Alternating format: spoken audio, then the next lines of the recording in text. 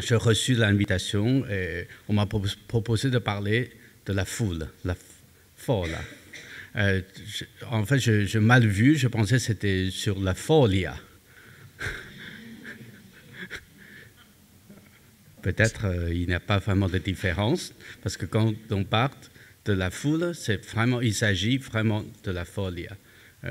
Parce que, comme Hélène vient de parler, la foule génère toujours une sorte de fantaisie par rapport à ces possibilités de cohabitation entre les individus extrêmement différents, extrêmement qui ont des idées, des désirs divers.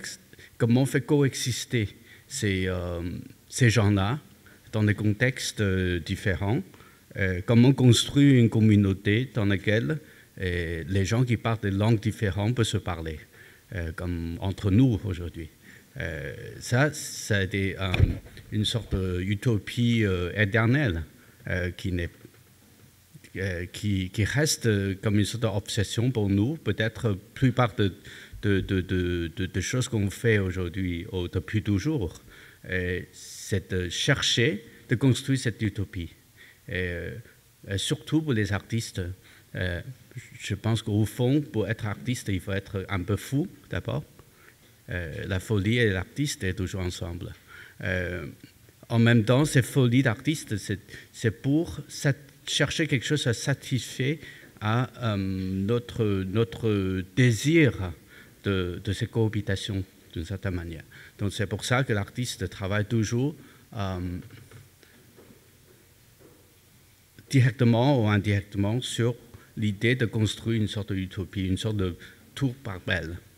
Donc c'est pour ça que quand j'ai reçu l'invitation, on m'a aussi demandé d'inviter un artiste ou parler avec un artiste qui travaille sur ces questions-là. Très rapidement, je ne suis pas très curieux, donc je cherchais juste dans le tiroir de ce que j'ai. Et du coup, je trouvais immédiatement un ami de longue date, Tu Zhenjun. Je pense que c'est un exemple parfait de cette tension entre la foule et la folie, l'artiste et le monde.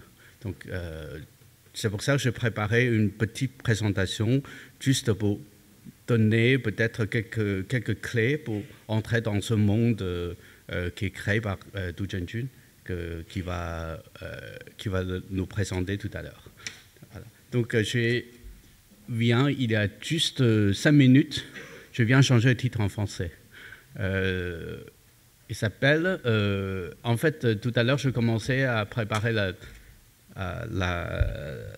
présentation pour essayer de trouver un titre qui n'est pas du tout facile, parce que c'est une question extrêmement complexe. Pour parler d'une question complexe, le mieux c'est d'utiliser un titre super simple, le plus simple possible. En même temps, cette complexité nous empêche d'être simple. Donc, c'est pour ça qu'il faut ajouter entre le « et le « dans », je n'arrive pas de trouver une décision. C'est pour ça que j'ai décidé de mettre l'artiste « et » dans la foule. Donc, est-ce que l'artiste est la foule? C'est quoi comme relation entre l'artiste et la foule? Ou c'est l'artiste se trouve déjà dans la foule? Donc, c'est effectivement, ce matin, M. Lévy a évoqué une question très intéressante par rapport à la notion de multitude. Et justement, qui est la multitude? Qui peut définir la multitude? Est-ce qu'on est dans la multitude ou bien on est quelqu'un qui est dehors pour donner une sorte de contour à cette multitude? Ça reste une question ouverte. Je pense que ça va rester une question qui nous incite à mobiliser notre intelligence pour débattre.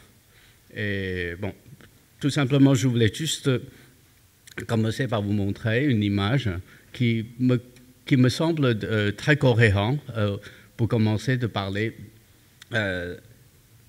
ces questions d'artistes et dans la foule. Effectivement, tout à l'heure, Hélène a évoqué une chose très intéressante, c'est le carnaval. Le carnaval, en fait, le carnaval, en tant qu'une sorte de festival traditionnel, est effectivement lié avec un temps où l'agriculture, la vie rurale, qui est la mode de vie normale. Et donc, à chaque période, pour des raisons diverses, on décide de créer une sorte de rituel, une sorte de rituel collectif pour se trouver. Donc, se trouver, c'était quelque chose de très, très important. Donc, ça, c'est en fait un contexte qui a généré effectivement une autre façon de penser à l'art qui nous est étrange pour le temps moderne. Quand le temps moderne commence, en fait, l'industrialisation nous permet de repenser un autre monde qui est le monde urbain. Le monde urbain, en fait, ce qu'il a produit, ce n'est pas tout simplement la possibilité d'avoir plus de fêtes, mais aussi les fêtes deviennent le nom normal, le nom quotidien. Donc, du coup, la génération de l'impressionnisme se trouve dans le Paris haussmann. Cette transformation-là, je pense que ça a complètement changé le statut d'artiste, qui n'est pas tout simplement un observateur d'une fête, mais aussi un artiste qui vit la fête tous les jours. Et ces fêtes-là, à la fois, rendent l'artiste extrêmement excité, en même temps se trouve dans une sorte de contradiction qui devient une figure blasée, comme on dit. C'est le grand thème du 19e siècle quand la vie urbaine, effectivement, est devenue le nom normal de la vie sociale. Donc, à ce moment-là, l'artiste se trouve dans une sorte de solitude qui essaie à la fois d'être fasciné par la montée de la foule, l'invention de la foule urbaine. En même temps, se trouve dans une sorte de perte, dans une sorte de solitude, une sorte de tristesse qui lui rend peut-être la vraie motivation d'être artiste. C'est là que je trouve qu'une peinture de Pissarro, pardon, et je crois que j'ai fait une erreur ici, c'est Pissarro. C'est pas Pissarro parce que, bon, a décidé d'une certaine manière documentaire cette montée de la vie quotidienne de formes urbaines. Et ces choses-là, ce qui est très intéressant qu'on voit ici, ce n'est pas tout simplement une sorte d'image reproduite, mais aussi c'est une image inventée à travers une sorte de déconstruction de l'image. Donc, on voit le langage d'impressionnisme n'est pas tout simplement à créer une sorte de rupture par rapport à la peinture traditionnelle, dans le sens où, quand on voit les petits points, les images sont consistaient des petits points, d'accumulation des petites touches, au lieu d'une sorte de continuation de structure d'imaginaire traditionnel. En fait, on va vers complètement une autre façon de penser le monde. Je pense que ce matin, monsieur, comment il s'appelle, sur la présentation du nucléaire, Parinel, pardon. Nous avait vraiment expliqué une chose très intéressante, c'est que la structure nucléaire, en fait, ce n'est pas tout simplement une chose qu'on peut comparer avec le mouvement de la foule, mais aussi peut-être la foule fonctionne exactement de la même manière que le mouvement chimique des choses. Et je pense qu'on est à partir du moment de de cette génération d'artistes, on voit en fait il y a une sorte de grande transformation, grand changement par rapport à la perception du monde à travers une vision scientifique ou bien une sorte de regard complètement transformé de la modèle de perception traditionnelle. Donc, en fait, la foule nous avait permis non pas seulement d'être excités, aussi de changer complètement notre relation avec le monde à travers un nouveau modèle de perception. Et ensuite, effectivement, il y a des moments historiques qui échappent pas à l'observation des artistes, effectivement, ce genre de moments. Et aussi dans l'art contemporain, on a des artistes qui prêtent attention à cette manière extrêmement intéressante. Effectivement, on a un héros suisse, Bert Stroli, qui pendant des années, il observait la foule, il photographie les individus dans la foule et en même temps les représenter comme une sorte de nouveau contexte du monde. Bon, maintenant, on va parler un petit peu pourquoi la raison pour laquelle j'ai décidé d'inviter Du Zhengjun, c'est parce que Du Zhengjun, c'est un artiste qui vit entre Shanghai, qui est l'origine de Shanghai, et qui vit entre Paris et Shanghai. Et ce mouvement entre les deux cultures, les deux façons de confronter la vie européenne et aussi les deux façons de confronter les relations collectives de la communauté européenne lui fait penser à des choses, je pense, extraordinaires. C'est là que je commençais de regarder quelques images de Hong Kong, par exemple. Hong Kong, c'est une ville qui représente véritablement l'explosion urbaine qui se trouve aujourd'hui en Asie. Aussi, c'est vraiment la métaphore très forte de l'émergence de cette région dans le monde global aujourd'hui. À la fois, elle est une ville de consommation radicale avec une population une foule qui produit effectivement la plus grande intensité de consommation matérielle. En même temps, aussi, c'est une ville qui est pleine de tensions politiques. Et cette combinaison de la culture de consommation et le mouvement politique, qui est souvent ignoré par peut-être beaucoup, nous avait donné en fait une nouvelle possibilité de penser une urbanité qui n'est pas tout simplement basée sur le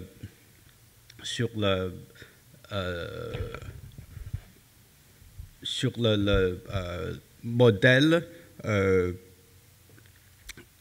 je dirais, matérialiste, mais aussi ça nous donne un espace extrêmement important pour réfléchir justement sur des thèmes très très importants pour la création d'artistique, comme l'espace public, la sphère publique et l'imagination et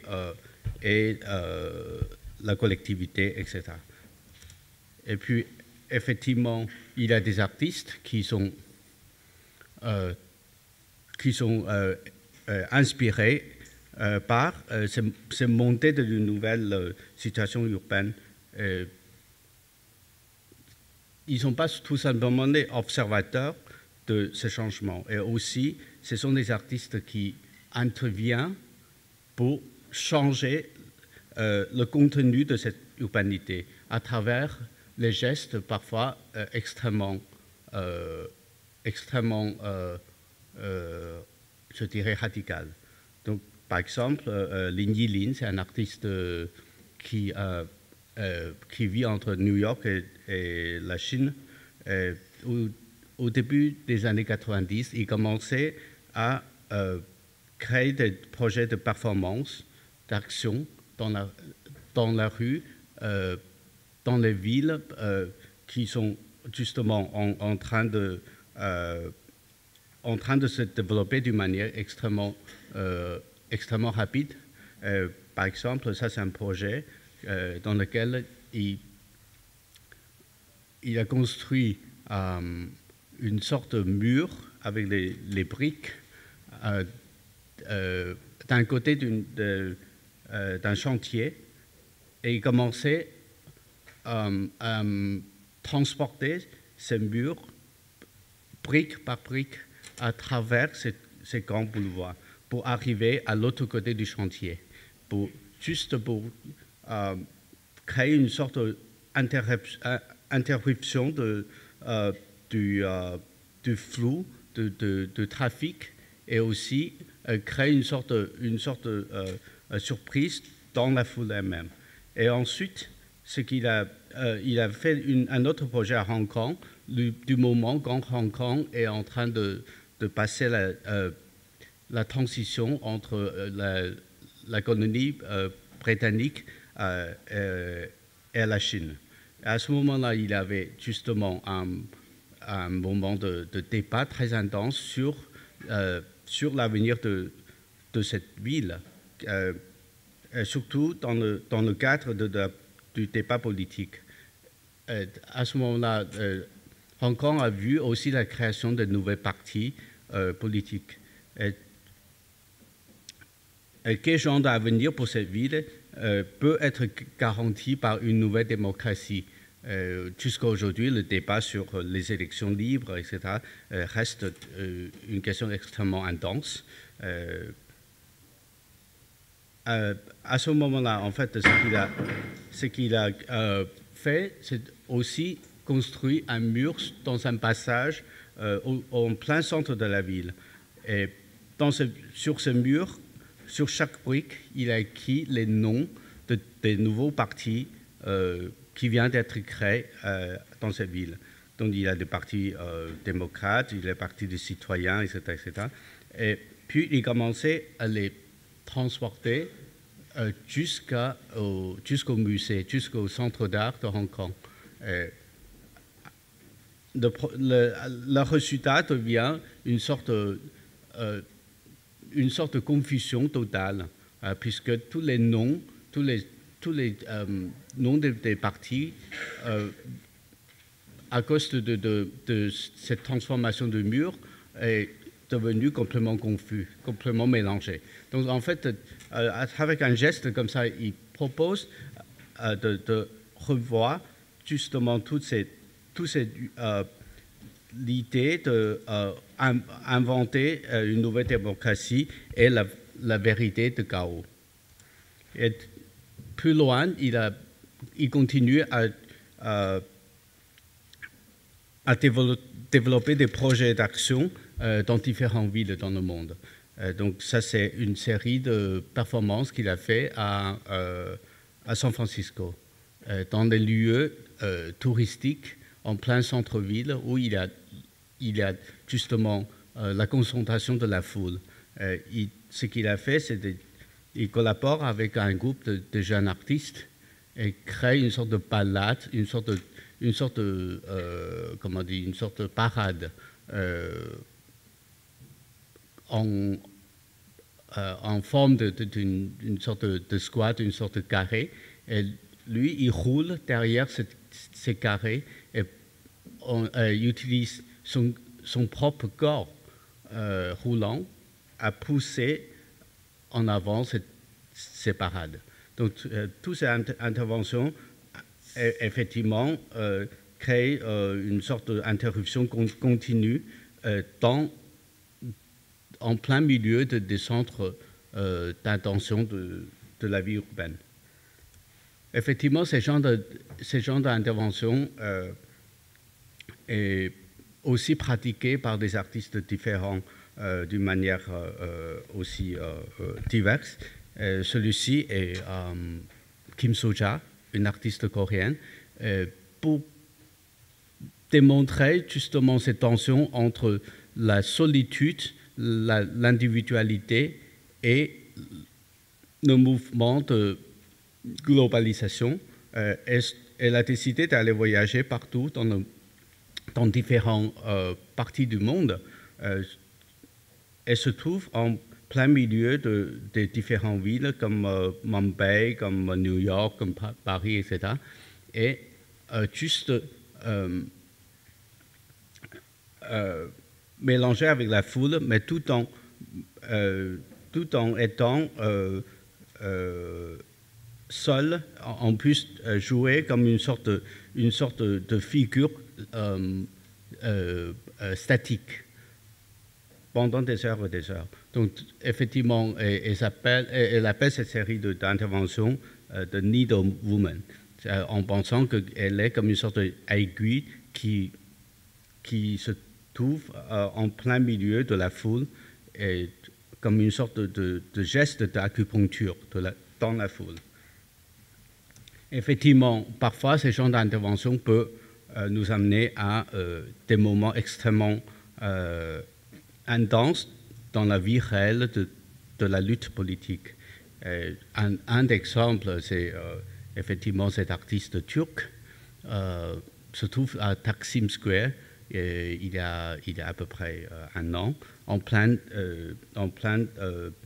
conflit entre la jeunesse turque et le gouvernement pour arrêter le processus de démolition d'un parc public en plein milieu d'Istanbul.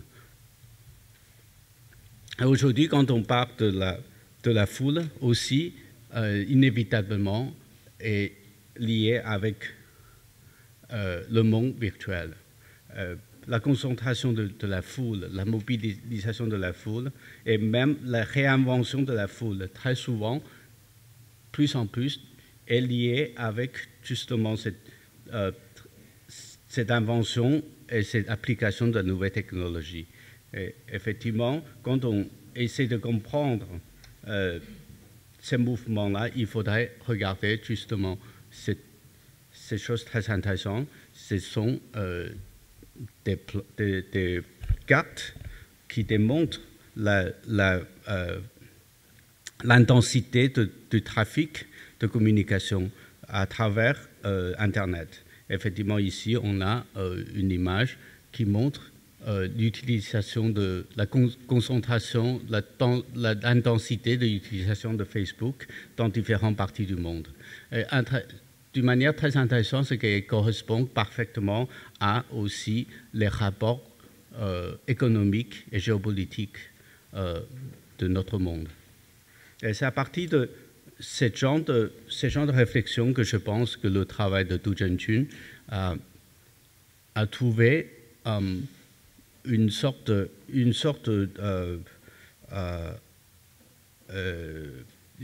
dynamisme poussé par cette fascination par la foule, par cet désir de participer à cette réinvention de la foule et ce désir éternel de construire et déconstruire la tour Babel. Et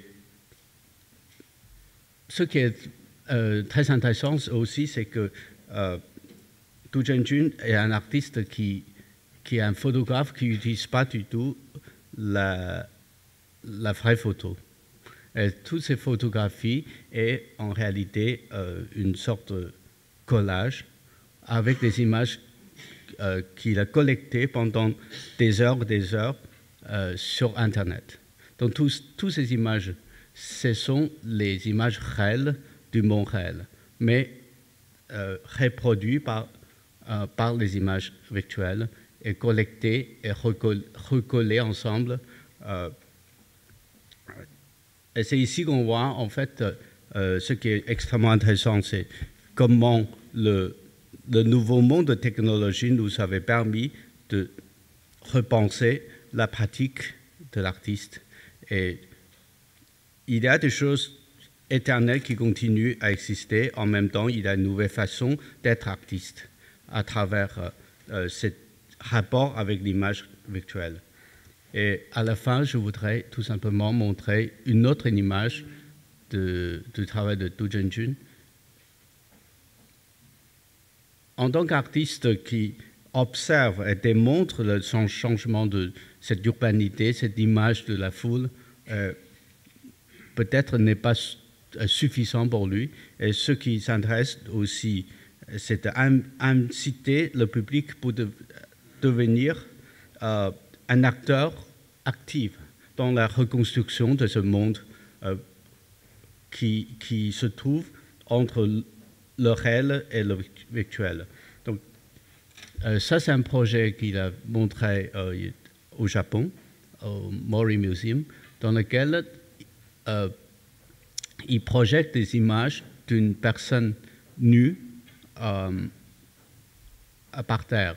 Quand la foule entre dans le couloir, il y a plus en plus des images qui arrivent, plus en plus de corps nus qui arrivent. Et ces corps nus sont en train de nettoyer le sol, tout en suivant le rythme de marche du public. Le plus de gens qui arrivent, le plus de nettoyeurs apparaissent. Ce genre d'interaction, en réalité, on va vraiment dans un monde dans lequel on se trouve comme une espèce de encore une fois, de l'être complètement incertain. Cette incertitude, je pense que c'est le vrai substance de ce rapport entre l'artiste et la foule aujourd'hui. Donc, je pense que je vais juste arrêter avec cette petite présentation ici. Je ne sais pas si on a le temps pour quelques questions, sinon... Voilà. Merci.